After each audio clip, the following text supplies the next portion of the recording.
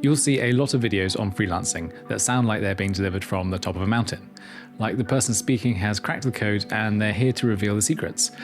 I'm sure those kinds of sermons can be useful, but that's just not really my style. Instead, I'm going to talk about the more pedestrian underpinnings and fundamentals that getting right will help make sure starting and growing in video is reasonably unburdened by endless, tedious business admin jobs. Though I'm still learning plenty about scaling in video, and hopefully always will be, I do have plenty of experience in management and ownership roles in small and medium enterprises in other sectors, which means I've made most of the boring mistakes already, just in different industries. At one point, I think I employed about 60 people, and if I'm being frank, it was mostly a nightmare. Valuable, character building, occasionally exhilarating, but still ultimately a nightmare. These days, my business is a two-person team, myself and Meg, which honestly is such a nice place to be. It's lean, it's very zen, it's manageable, and it's built on systems that really work, which really matters. I don't have a back office full of people helping these days. So what I'm going to share in this video isn't theoretical, it's a day zero setup. The principles, the practical setups that I've found transfer extremely well into freelance video. The things that make you credible, make you easy to hire, stop you getting bogged down in admin, then help you grow without the kind of problems that come back and bite you later. The first thing I'd say, because it changes your priorities, is that in my experience, your website is rarely the thing that brings the inquiry in, just to verify that you're real and to decide whether the person who recommended you has decent judgment. Almost all of my work has come through word of mouth, personal referral, or social media presence, sometimes directly through a message, sometimes indirectly because someone's seen a post of mine, remembered my name, and then brought it up when a colleague says, "Do we know anyone who can do this?" And that's worth saying out loud because it stops you spending 6 months polishing a website like it's a work of art while ignoring the real engine, which is how people experience working with you and how easy you are to recommend. That said, a website still matters a bit. It's where someone goes when they've heard your name and they're doing that little background check on their phone between meetings, and the job of that page is not to be clever, it's to remove doubt, to feel modern, to feel intentional, to load fast, to show your work cleanly, then to make it extremely obvious how to get in touch. I've built plenty of sites over the years, lots of them on WordPress, and WordPress is fully capable if you've got the patience and the skill. Though I found that in the wild, a lot of self-hosted WordPress sites end up feeling a bit sort of theme-shaped, a bit similar, and not always in a bad way, just not particularly distinctive. Whereas newer platforms can feel more polished straight out of the box. For me, that's why Webflow has been such a good fit. It's straightforward to iterate, it's very visual, and it lets you create something that feels bespoke without needing to turn your life into a web development project. And if you do have the skills and you want to nudge things with CSS or drop in some HTML, you can, which means you can keep it simple until you're really ready to get fussy. So my general advice is build the website, make it feel deliberate, then just stop fiddling with it and focus on the thing that actually grows a freelance business, making good work and being the sort of person people enjoy hiring. Just to add, I'm in no way affiliated with Webflow, it's just the same kind of easy recommendation that I strive to be myself. Once you've got a way for someone to find you and contact you, the next step is getting your financial foundations clear, because it's incredibly hard to navigate the business world if money is a bit of a fog. Depending on where you live, you'll have different options. Sole trader, limited company, LLC, local equivalents, and I'm definitely not giving legal corporation advice here, I'm just describing what worked for me and why, and I think the principle is probably pretty portable. I went limited company because I've spent a lot of time around small and medium businesses, and it felt like a sensible container for a serious career. It creates separation between personal finances and business finances, and it often becomes more tax efficient once you start earning properly. Plus, it signals intent, not just to clients but to yourself. And even if you choose not to go that route, I would still separate your money from day one. If you have one account where everything goes, you end up making decisions based on how you feel rather than what the numbers say. And that can be fine until you're suddenly paying for software subscriptions, travel, hard drives, insurance, maybe, but hopefully not, kit finance. Then you realize you've accidentally built a business on rolling panic. So get a business account. I use a UK challenger business bank called Tide as my main business account, and it's got great integrated payroll and accounting features, but I also use a bank called Revolut, which is absolutely excellent when you're dealing with international payments. And I'm not saying that those are the only two answers, I'm just saying pick something that you like and route all business income and expenses through it. Then you'll be amazed at how much more in control of your finance you'll feel. And by the way, if anyone in an appropriate region does want to open a Revolut business account, let me know. They're running a referral program for the next 2 weeks that could substantially enrich me. Insurance should not feel like some kind of admission that you're expecting something to go wrong. It's simply acknowledging that video work involves mundane risks, the sort of ordinary risks that can become extraordinarily annoying and expensive if you find yourself not covered. You walk into other people's spaces, you place stands, tripods, you run cables, you handle expensive kit, You sometimes rig things under time pressure, you're often filming in environments you don't control, and none of that is a problem until someone trips, or something gets knocked, or a client is unhappy with the deliverable and wants to argue about what they've paid for, and then suddenly you're wishing you handled it earlier. Video maker's insurance is usually pretty inexpensive, so get it in place early so you're not scrambling when a client asks you for a copy of your public liability cover. In the UK, I use Policy B as a broker, and they've been pretty good. That said, I've not had to make a claim yet, so don't quote me on that. The point is though, it's pretty common for clients not to ask about insurance at all, right up until they do, so you will need it.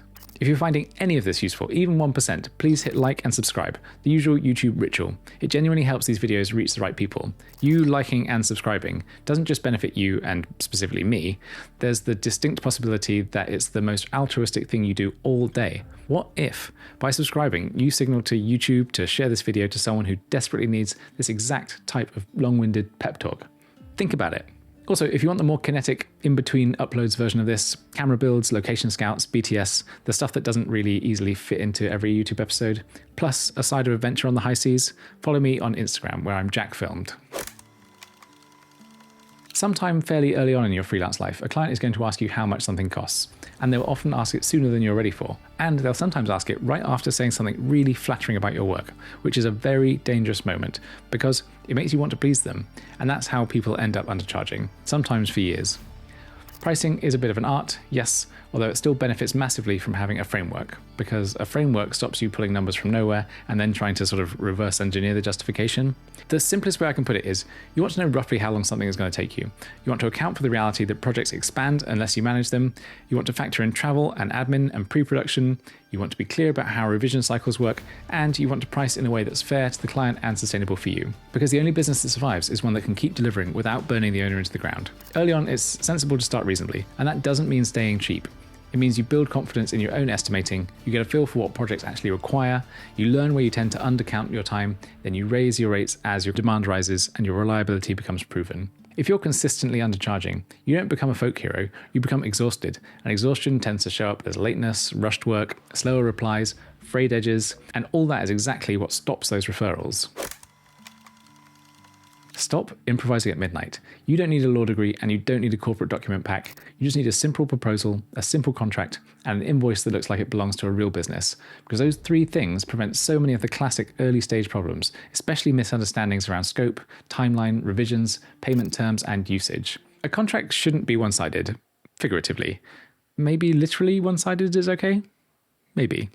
It should be a shared understanding, written down while everyone is still freshly excited about the project. Something else I've found that makes a big difference is simply tracking inquiries, and you don't need a fancy CRM for that. You just need a place where you can remember who asked for what, when you replied, when you agreed, and when you said you'd come back to them. Because a surprising amount of freelance work is lost through the gaps, not because you weren't good enough, but just because you were busy doing something else and you forgot to follow up, and the client just assumed you weren't interested.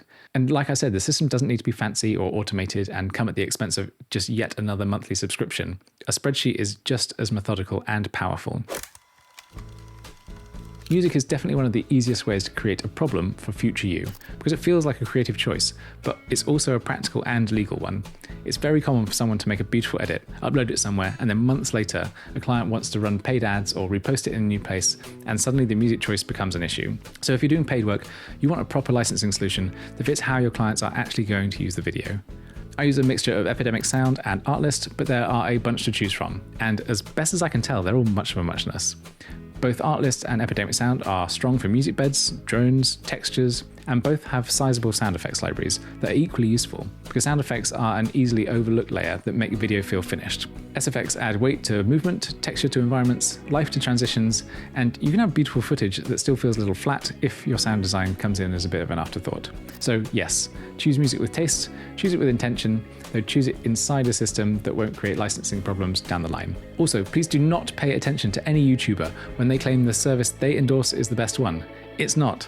They're just getting paid to say that. And if at some point in the distant future you hear me claiming one is superior to another, you'll know that I sold out. And feel free to call me out on it. Whether I'll be able to hear you over the beautiful royalty-free beat blasting from my 997 Targa though, is another matter. This is an area where it's easy to accidentally sabotage yourself, because it's so easy to spend money on kit and to believe that you're making an investment. It's a fallacy I'm all too familiar with, in fact, and it's a total drug. It can feel wonderfully productive to buy a lens or a monitor or a cage because it feels like you're moving forward.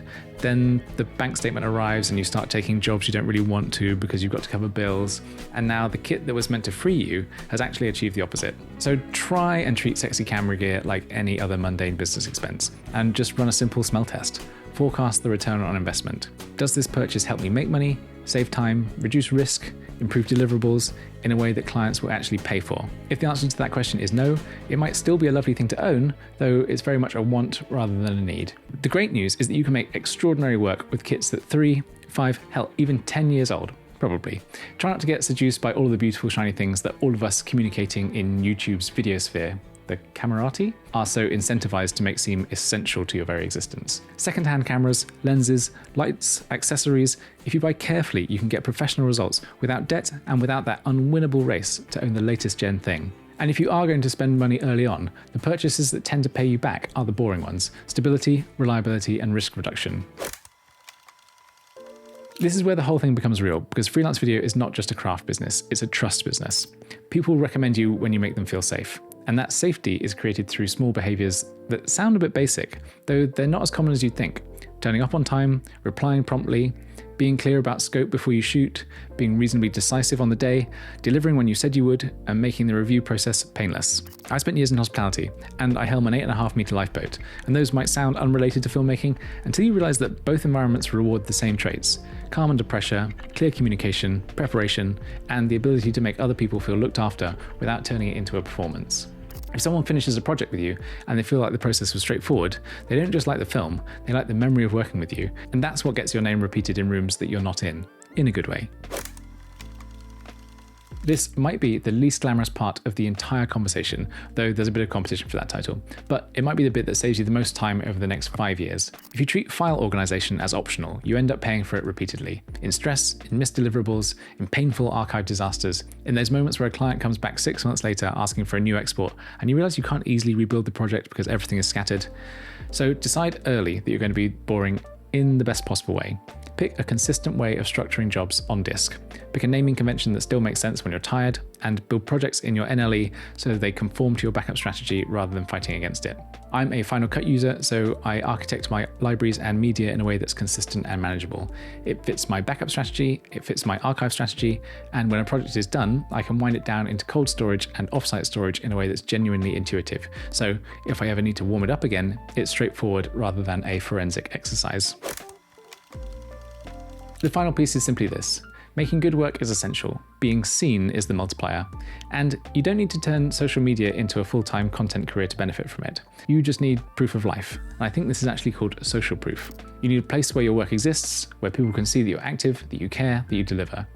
Instagram still works well for a lot of commercial freelancers because clients live there and referrals flow through DMs. TikTok can be brilliant if you lean more creator. YouTube is the long game. It disciplines your workflow, it builds trust at scale, and it can become something that breathes personality into your portfolio in a way that really speaks. Literally. The trick is not doing all of the above badly. Pick one that you can sustain, then post outcomes rather than noise. The finished film, a short clip, a couple of stills, and one sentence about the problem that you solved, because I really think that clients care about the results and they care about what it felt like to work with you. Early gigs will often come through friends, family, and extended networks, and that's totally normal, though it's worth acknowledging that people you know sometimes treat creative work like a favour, even when money's involved, which is where late payment and vague scope and unspoken expectations tend to creep in. The solution is just to be clear. Be warm and friendly, but still put structure around the job. Define what's included, put payment terms in writing, keep the scope visible, because that really will protect those relationships, and also it protects your future self. In freelance video, referrals are the business. Your website is where that recommendation gets validated. Your social presence is proof of life, but the engine is people remembering you fondly, trusting you, and then recommending you without hesitation. So none of these ostensibly business tips are really about becoming corporate. It's about becoming easier to recommend. Insured, clear on pricing, sensible on scope, decisive on shoot days, tidy with data, properly licensed with music, dependable with delivery. Do those things and you don't just look professional, you are professional, and clients pick up on that immediately. I've been Jack. Whatever this is, I'm referring to as Western approaches. Thank you very much once again for watching, and I'll see you next time.